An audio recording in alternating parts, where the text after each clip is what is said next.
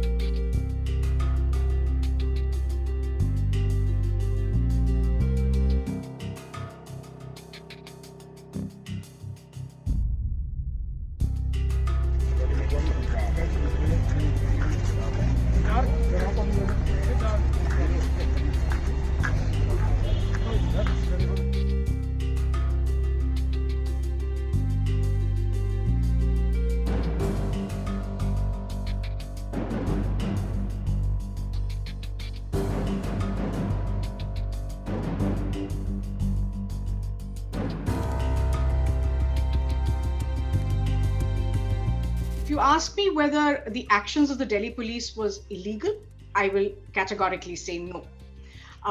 Was it improper? Yes, it was. So there is a letter of the law and there is a spirit of the law. They have not violated the letter of the law by arresting her in Bangalore and bringing her here, because they did produce her before the magistrate within 24 hours. So they have not violated it. And the word transit remand appears nowhere in the Code of Criminal Procedure.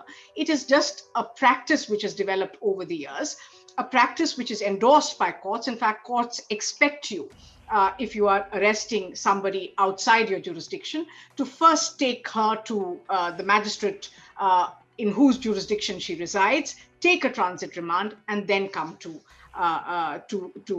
Delhi or wherever else you are taking such a person. There was no reason why the Delhi police could not have produced her before the relevant magistrate in Bangalore.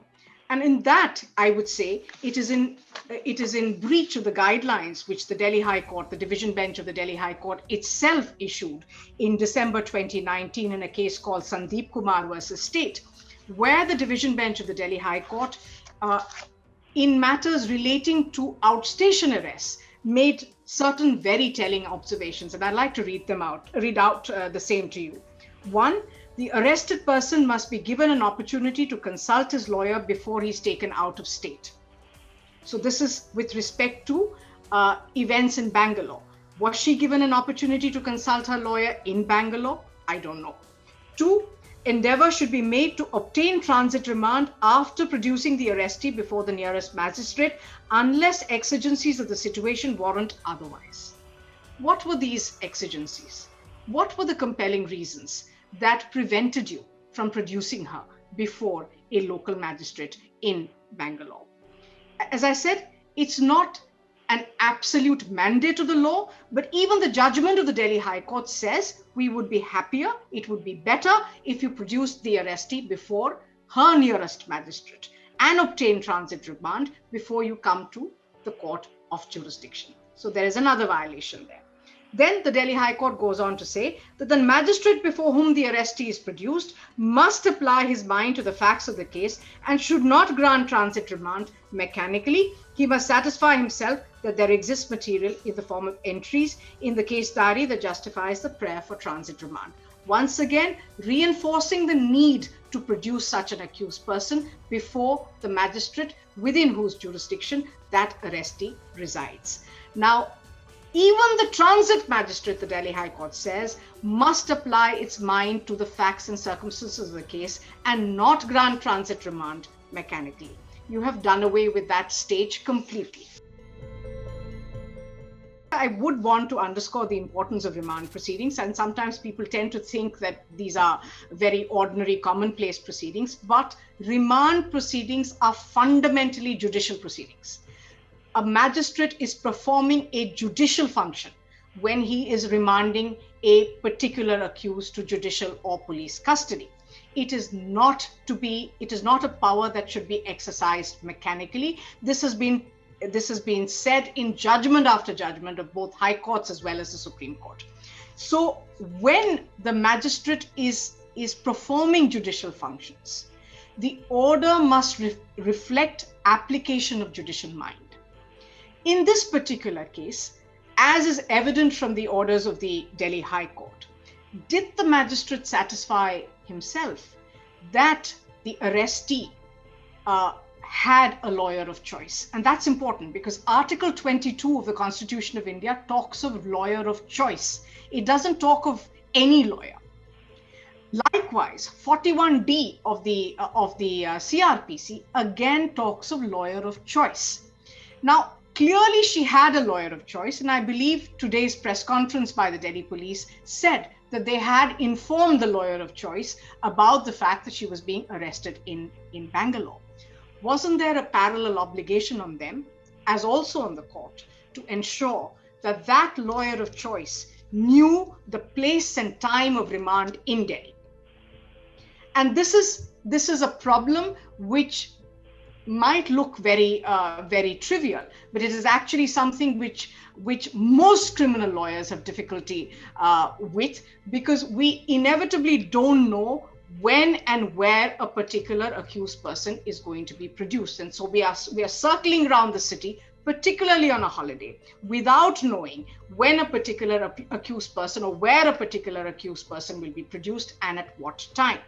Exactly a week before Disha was produced, in another high-profile case, which again happened on a Sunday, the counsel was told that the accused would be produced in Rohini courts. He reached Rohini courts at the assigned time, only to be told later that the accused was being produced in the court premises within Tihar jail.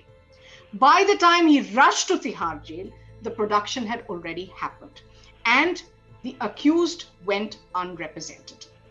So I am deeply perturbed with these daily violations of constitutional mandates as well as the mandate of the Code of Criminal Procedure.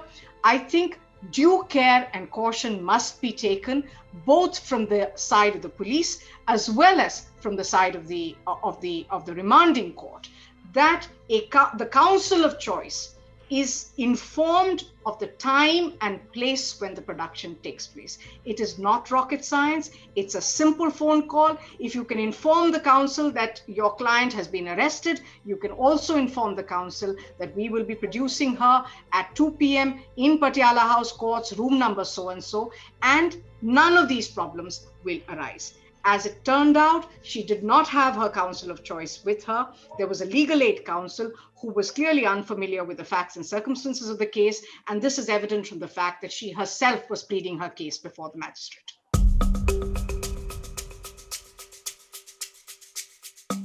You would be familiar with the various Delhi High Court orders in Devangana Kalita's case, where the Delhi High Court has consistently said that selective leaks with respect to interrogation scripts is not permissible, and that it has the effect of compromising an accused person's defense. Despite these orders and the very strong order which came out from Bombay High Court a couple of weeks ago, where again the Bombay High Court reminded investigating agencies that you are dealing with people's personal liberty, and when you make these selective leaks and media houses faithfully print your leaks, you are in effect violating an individual's right to a fair trial and a fair investigation. So I would actually request media houses to be a little circumspect when they are publishing or when they are putting out tweets and statements made on behalf of an investigating agency. It's only one side of the story.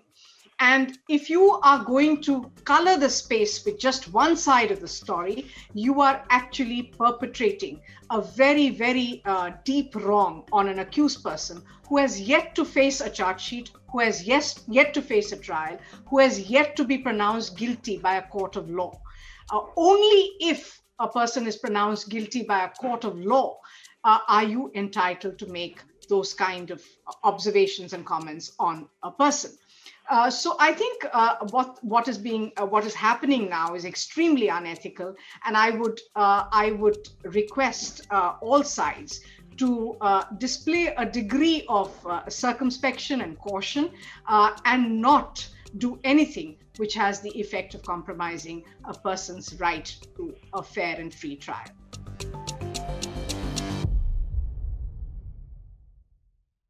A statement made by an accused person to a police officer is inadmissible in evidence. Very often, police officers manufacture these statements and put it out in the name of an accused person. And that is why our law, our Evidence Act, makes it very, very clear that any statement made by an accused person to a police officer is inadmissible in evidence. So you can have reams and reams of notes and confessional statements. They add up to nothing in a court of law. You have to ultimately prove your case based on independent evidence, which is unconnected with a person's confessional statement.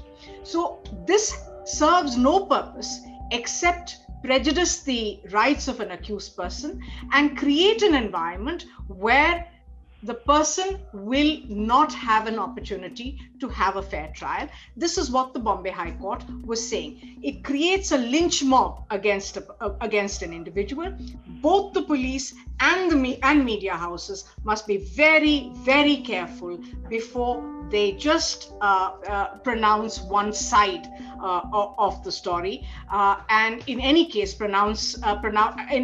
repeat it, despite the fact that it is inadmissible evidence. I'm not going to go into the specific facts of the case, but the law on sedition is very clear. And that law was laid down back in the 60s when a Constitution Bench judgment of the Supreme Court pronounced, for anyone who is willing to read that judgment, that unless the act is accompanied by violence or there is a propensity to cause violence, it will not be seditious. Even raising slogans, and if you remember in the 90s, there were a slew of cases from Punjab where the allegation was that they raised slogans which were clearly anti-India slogans. Even that, the Supreme Court said, was not seditious. It may be unpalatable, it may not be acceptable to some people, but it is not seditious behavior.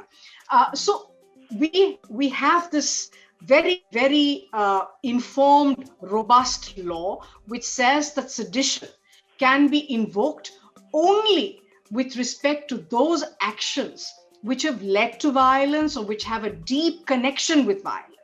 Now, if you put together a toolkit and you're trying to connect it to the events of the 26th of January, what is the connection between the toolkit and what happened in Delhi on the 26th of January?